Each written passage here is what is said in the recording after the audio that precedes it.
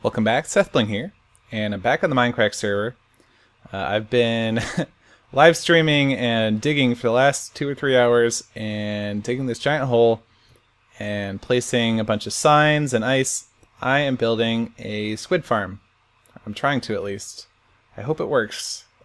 So if we hop down here, hopefully this doesn't kill me. Yeah, we're good. I've got a bunch of signs. These are going to stop water from flowing, but they'll allow squids to flow through, and similarly on the sides, hopefully squids can flow. So I placed all this ice because I'm going to use my pickaxe and break it, and that'll basically flood the area with water. So I'm going to get to that. I'm going to go ahead and break all the ice. Luckily, okay, hold on. Let's try and get over there without falling. Yeah, luckily I've got a nice Respiration 3 Aqua Affinity 1 helmet, so, and I've got this awesome pickaxe too, so even while I'm underwater, as long as my feet are touching the ice, I can break things really fast. So this should be pretty quick, but I'm going to do it off camera, and I'll be right back, and I will show you the final flooding with when the final ice block breaks. So we'll be right back. Alright, so I've broken all the ice. Doc N77 is down there. He's waiting for my command to go ahead and break the final 2 pieces of ice. You can see him right there. And that should create this whole cascading effect that fills the whole room with water. Go ahead. Oh, he doesn't see him? You see him, right? Okay. Go ahead and break him. Should be good. Oh. There it is. Oh, whoa. I think I'm getting lag because of all the chunk updates. That's crazy. Look at that. Whee! Yeah, there it is. Awesome. So now we've got the entire room filled up except the sides and, of course, the bottom. And so squids should be able to flow out the sides of those. And there's a lot of surface area for them to start spawning. So actually, this is all water source blocks. They should start spawning any second now. But I don't know, maybe there's too many squids spawned nearby in the rivers, because there are, oh, I almost just fell out. There are quite a few rivers right by my base, but thanks a bunch, Doc. And, oh, I thought I saw one. Maybe I was just hallucinating. I don't know. Anyway, so I'm a little sad, actually, that there aren't more spawning, but I'm going to build all the other stuff I need to build anyway, and then we'll be back with the results. I was wrong. There are plenty of squid spawning, and it was basically just I was too close. If you're within like 32 blocks, squids don't spawn. So we can see what's happening. They get to the edges. I think that guy's about at the edge, and once they get to the edge, there's no more water and they fall. And then they start suffocating, and then I get lots of ink. But I'm going to build more infrastructure here, and light it up too. I'm going to build more infrastructure here so that they all flow to a central point and all that jazz, so put them out of suffering. Cool. Alright, we'll be back with that. All done. So we've got some squids spawned in here. We can see they're kind of just floating through the water, but they do eventually hit the edges, and then they fall into these waterways. And the waterways are designed to carry them towards the middle. Now, I think that squids don't actually... So 3 of them have fallen. I think there's still one more. Oh, no, there's one right there. I don't think they actually are affected by currents, but the fact is that eventually, if a squid falls off of this part, they can't get back up. And if they fall off of that part down to here, they can't get back up there. So eventually, they're just going to swim their way down into these hoppers over here. And let me get a better view of that. We'll climb back up and out, and I'll show you the hoppers that actually, so you can see that that squid is suffocating. When squids are out of water for a short amount of time, they start suffocating, just like a human in water. And whee! And so they basically start accumulating in here. And they just die on the hoppers, and then they drop their squid ink, and that gets collected and put in this chest. So the spawn rate is pretty bad, actually, for this farm, but good enough. If I right click here, we can see stuff floating in into the chest. Just have to wait for them to suffocate. Boop doo. They suffocate pretty fast though once they do actually run out of water, whatever. Alright, so there we go. They cleared out. You saw me fall. Basically I put some vines in the walls here so that it's impossible for me to fall down without catching myself on one of these two vines or the ladders. So very easy to fall, and then I can just climb back up and out.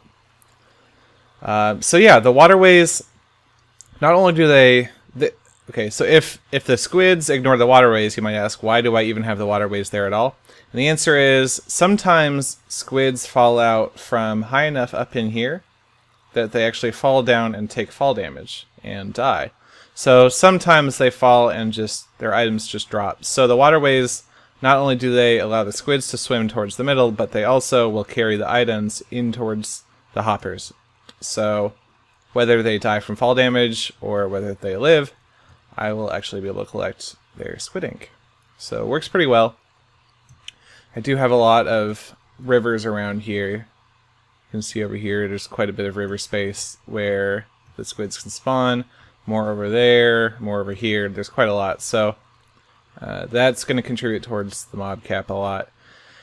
I'm okay with that though. I don't need this to be super efficient. You've seen I already have like 6 stacks of squid ink, and that's probably honestly more than I will ever need. And this is always going to be going while I'm in my base. Now there are a couple spawning limits. If you're within 32 blocks of a spot, like mobs won't spawn within 32 blocks of you, so I have to be at least 32 blocks away for them to spawn. By the way, I added some stuff and I'll get to that in a sec. So I have to be at least 32 blocks away, but if I'm more than 64 blocks away, they're not going to move. So there's kind of a sweet spot, and it turns out that right about, I think here, is where the sweet spot is, where most of the water here is more than 32 blocks away, but most of the water is also within 64 blocks. So, but that's pretty close actually to the kind of central point of my base here. So I think that's going to work okay. And I have tested just going AFK here does actually spawn and kill some squids. So yeah, so that's the squid farm. I used this blue stained glass. I think it actually looks really, really nice. Like when I'm walking on this, it kind of feels like I'm just walking on the water. And that's really cool. It works really well just with all the water. By the way, if it sounds like I have a little bit of a speech impediment, it's because I bit my tongue a few days ago and it's just not going away. I hate it. I don't know why it's not healing, but hopefully it'll eventually heal a bit. So I did make some other improvements. You see I have this pathway over here going towards the portal. I made the portal 3 blocks wide so that I could, well, odd numbers are just easier to work with. I added this map right here. It says welcome to Seth's base, and it's got a map of my base. This is pretty cool because the maps are at a 1 block to 1 pixel scale, so you can actually see every single block from above.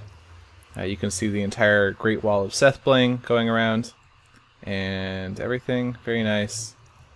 Same thing on this side, except it's kind of rotated so that to match, like up is forward. So up and to the right is the same as forward to the right. That's where Starship Enterprise is. You can see all the ice in the ice tray on that. Up and to the left is the Squid Farm over there. Down and to the right is my base. And this one is the other way around. So it's like down and to the left is Enterprise, etc. Anyway, so this is kind of nice because when right as you come out of the portal, you get a map of my base. And I think it looks pretty cool. I really like how it looks. The other thing is, it does kind of reveal the irregular spacing between glowstone that I have on my pathways. It's kind of hard to see as you're walking, but it's really easy to see on the map. But yep, so there's that. I also added in a second beacon down below. It's really easy to add a second beacon because you can reuse most of the blocks from the first beacon. So you just basically, instead of having the top be a 3x3, you have it be a 3x4, and then 5x6, 7x8, and 9x10, and you can have a second beacon. So now I have my regeneration and jump boost beacon, and then a speed 2 beacon. So that's pretty cool because previously I had just speed 1 and regen. So first of all, I just have speed 2, which is nice. I can kind of zip around my base a bit faster. That's useful. The jump boost is actually very useful, and the reason why is because of the Great Wall of SethBling. Previously, I didn't have a very good way to get from outside in. I had to kind of mine one of them or whatever. Jump boost 1 will let you jump over fences though, so that's really awesome. Now I have an easy way to get in and out of my base for most of it.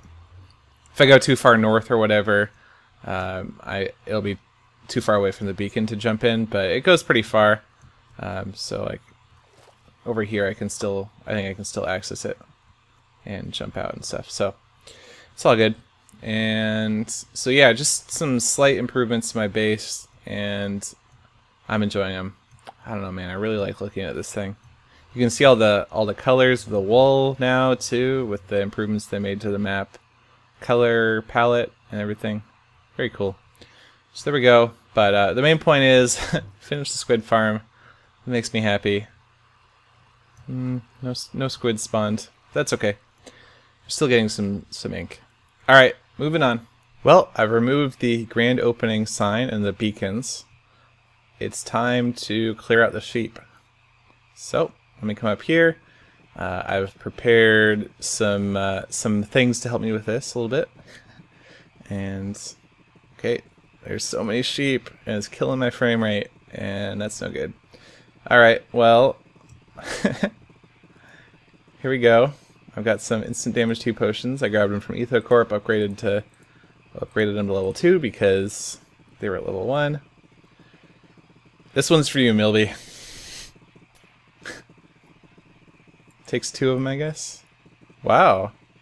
These guys are resilient. Oh, I probably killed some.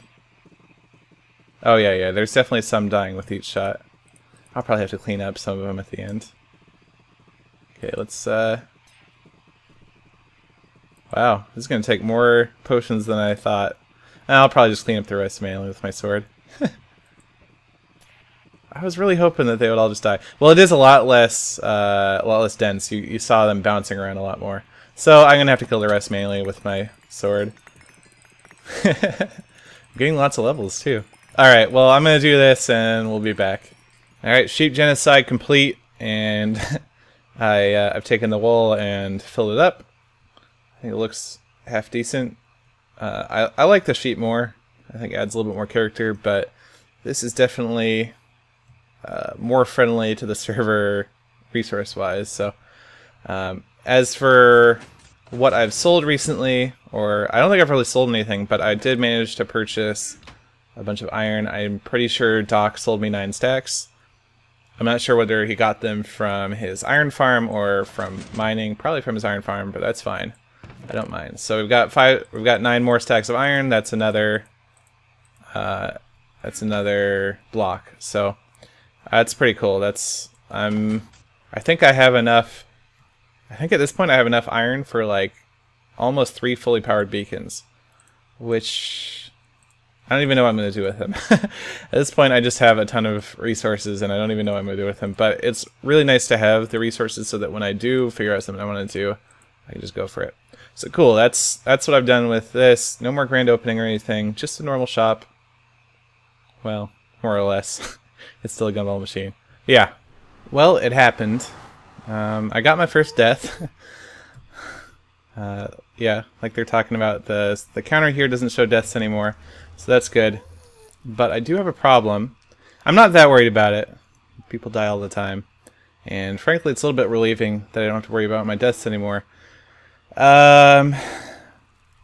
So I died because I put a resistance beacon in the Nether fortress because I wanted a resistance beacon and I thought I could get away with wearing less armor. I was wrong, and well, okay, now this guy has all my armor. I think, yeah, luckily it's a wither skeleton, so I'm pretty well set up to go ahead and farm this, or kill him and get my stuff back. I have to use this knockback sword. guess I could use a bow. Let's see if I can grab this. My god, this armor is so good. Alright, I got my stuff back. That's kind of a shame. I didn't have any deaths. Of course, I had died a couple times as new Mindcracker, but maybe, yeah, I got a little bit greedy. Basically, so I have this resistance 2 effect because I upgraded the beacon here in the Nether. I decided that the boots would be good enough, and they are most of the time, but I kind of got in a bad situation where a skeleton was shooting me into another wither skeleton, and it was no good. So, alright, it happens. Let's make sure I'm using my diamond hoe for farming. But, yeah, alright, I guess I'm going to get back to it, farm some more wither skeletons. I guess while I'm here I can show you some of the upgrades I made to the Nether Fortress. I should tell these guys.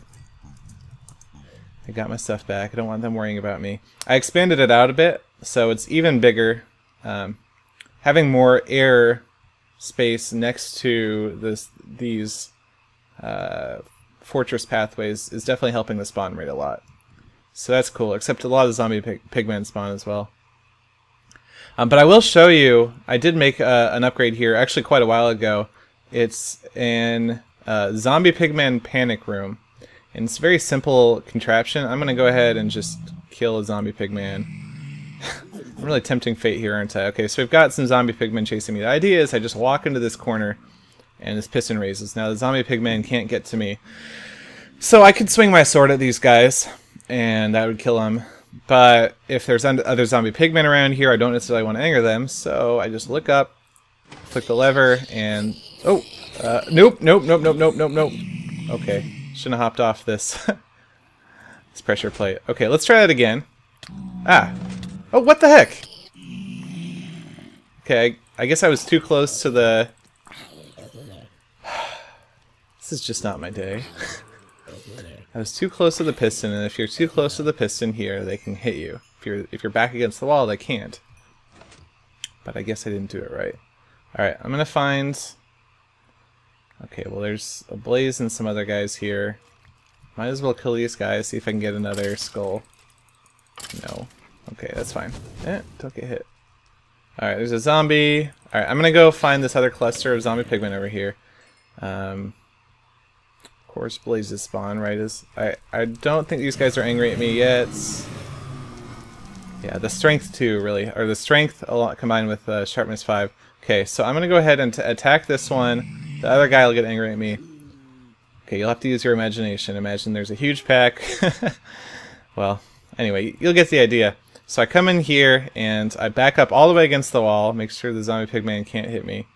Now I can lure him in, and I press this, and the levers come down, or in the pistons. Let's get these things in the right place. So basically, you can see that there's the levers control these things. There's just a line of redstone along the top controlling all these pistons. So, it kills the zombie pigmen without me having to actually swing my sword at them, which means if there's any other zombie pigmen nearby, it's not going to anger them. So it's kind of a way out of that loop of terrible death where zombie pigmen keep attacking you and you can't stop it. Especially because a lot of zombie pigmen seem to spawn now that I've kind of opened this space up a bit more. Alright, well, that's it. I'm going to get back to it. Let's look at my statistics. Number of deaths, 1. Makes me a little sad, but hey, now I have a death, so I'm not going to have to worry about the pristine track record, so maybe I'll join the death games now and, and all that stuff. So it's a little bit relieving too. Alright, moving on. Well, now that I have a death, there's only one thing left to do, and that is to join the death games. Death games. So the idea is, Death Games is a voluntary game. It's built by Etho. This building was built by Etho. And at any given time, there are 2 targets. So right now, Etho himself is one of them, and Anders is the other. And if you're in the Death Games, you can try and kill these people. I haven't been in the Death Games so far. If you do want to try and kill people, you have to use this special gear. What let me go ahead and I guess I'll just take off all my stuff and put on all the gear. So here we go. Here's the gear.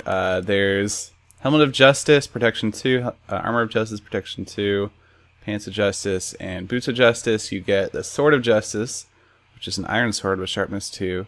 Bow of Justice, Power 4. I assume you can use whatever arrows you want with that. Splash Potion of Poison for 33 seconds. That's short duration. Strength 2. Wow. Strength 2 is pretty good. And that was already in my inventory. So that's the gear you get. I'm going to actually try and put it back in here. Although I don't think I can reach all the slots. So it's basically just a fun way of making everyone always be on guard and not trust anyone else. But yeah, so I'm going to join the death games. The cool thing is, I don't think I can reach the pants back there. Yeah. The cool thing is that we changed the counter on the scoreboard to be player kills. So now death games is going to show how many kills you get, or it's going to give you a way to increment your kills. So there's an instructions booklet over here that doesn't actually give any instructions. Death Games logbook. Please remember to log the outcome of a battle in the book. And then here's a log of all the kills and everything, but it doesn't really say what to do. I'm not 100% sure I'm doing it right. Here's a list of everyone that's basically on the server but not in the death games. So I'm going to pull out my sword. So here's where the death games targets are. I don't really see anywhere else that I would put it. Luckily, I think, let's see, this is a dropper. So the dropper comes from here. And so here's a list of potential next targets. And I guess it gets drained out with a hopper down here, so I can just put my name in the hopper here. And presumably it's frozen right now, but it'll get mixed into the system because that's where everything comes out from the chest. So hopefully that works out okay. I think it should be fine. It's sort of piston thing go. I think there's a piston timer underneath this building. I'm not really sure. Okay, so I'm now officially part of the death games. It's not like anyone's on, so I can't kill anyone yet. But that should be coming up. I guess there's gear drop-offs here. This is probably the arrows that you use with the bow. I think you're allowed to use other potions besides what's given to you. So I think this one has a bunch of stuff that people picked up from people that they killed as part of the death games. But so there's this gear here, but I think you're allowed to use like your own speed potions or invisibility potions or that sort of stuff too. But I'll have to confirm that with Etho. Yeah, so that should be fun. All right, well, that's pretty much all I got for this episode. Thanks for watching.